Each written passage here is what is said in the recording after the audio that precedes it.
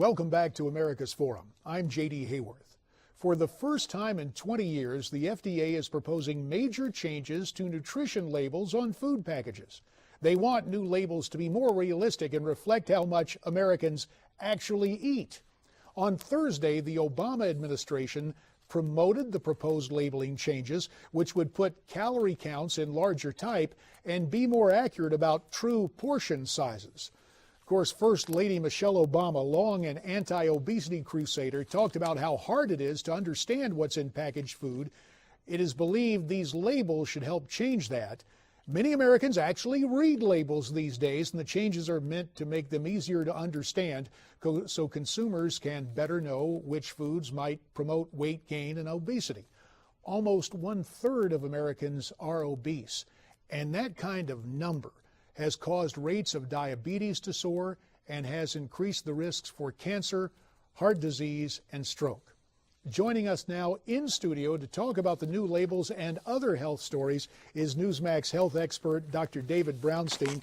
Dr. David, usually joining us from Michigan, but here in studio in Newsmax headquarters in South Florida. Thanks so much for taking time from your vacation to be here with us today. Thank you for having me and out of that cold weather. We're glad to have you out of the cold. And here is a subject that might seem counterintuitive given my political past. I've always fought that battle of the bulge, so this change in labels to reflect more accurately portion sizes that Americans really eat. A good thing?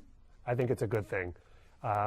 Americans don't know what they're eating. The portions that they're on the labels right now are inaccurate for what Americans truly eat. And I think if it's more accurately reflects that, that will be a good thing for all of us. And they also need to make the font a little bit bigger so people can see it. Yeah, that's the real thing, isn't it? I mean, we've heard for years, beware the small print. And if it's more prominently placed on the package, it leads to easier reading. I'm interested now with this kind of proposal. Do you expect pushback? If so, from whom and why? Well, I find it hard to believe anyone's going to push back from making labeling easier to read. I think we should all accept that and hope that it comes out the right way so we can make better food choices. Now, is sticking to low caloric values and maintaining portion control, is that really the most important thing in the battle of the bulge? In other words, Dr. David, I've heard it for years, oh, you can do push-ups, but you better do push-backs from the table. Absolutely. Americans eat too much of the wrong types of food, and I think that once they become more interested in what they're eating, they will make better food choices. Let's switch gears right now and talk about another story in the news. Kerry Kennedy we want to talk about. She's the daughter of the late Senator Robert Kennedy. She's been found not guilty of drugged driving by a jury in New York. Kerry Kennedy arrested back in 2012 after she swerved into a tractor trailer on an interstate highway, and tests later revealed a small amount of sleeping medication in her blood.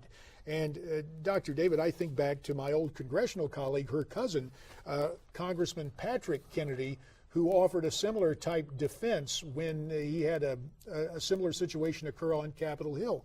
Is there something to these sleep medications and this kind of reaction?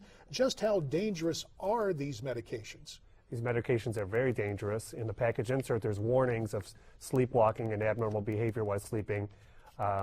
There's been case histories of this written about before, and she may have a valid argument for what happened. Biologically, these types of disorders, sleepwalking, sleep driving, sleep eating, how and why does that happen physiologically? Well, we don't know all the whys for sure, but we do know that when you take these sleep medications on a daily basis and they build up over time, that people can do these abnormal behaviors and it can cause problems. As you know, luckily, no one was really injured in her incident. So, if you have trouble getting to sleep, it seems to me the rational question would be, what kind of safety measures should you take? Should you take out the sleeping bag from the closet, zip yourself into it to make sure you don't get up and walk around? Is there something that simple or practical to kind of counteract what could be the adverse reaction to the medicine? Well, I think Americans are too quick to rely on a pill to treat sleep disorders when they should be taking the basic steps to improve their sleep, such as eating better, a little bit of exercise during the day, and keeping the same sleep-wake cycle throughout the day.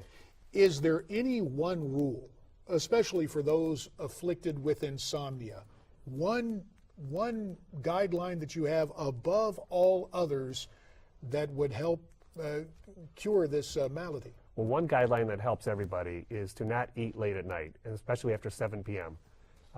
After 7 p.m., the liver goes into work to detox the body. It doesn't need to be processing food. So not eating late at night can really help everybody's sleep habits. So you mean that whole notion of a late night snack or warm milk to help you go to bed doesn't really work? I would say the majority of your food should be eaten by 7 p.m. and then leave it off for the rest of the night. All right, hard and fast 7 p.m. I'll try to follow that, okay? Dr. David Brownstein, we thank you again for being here in studio, giving us your take on these stories from the medical front today. And we'd like you to weigh in on our discussion. We very much want to hear from you. You can tweet us your questions at Newsmax TV, #America's Forum, or visit us at facebook.com/Newsmax and send your email comments to this address, connect@newsmaxtv.com.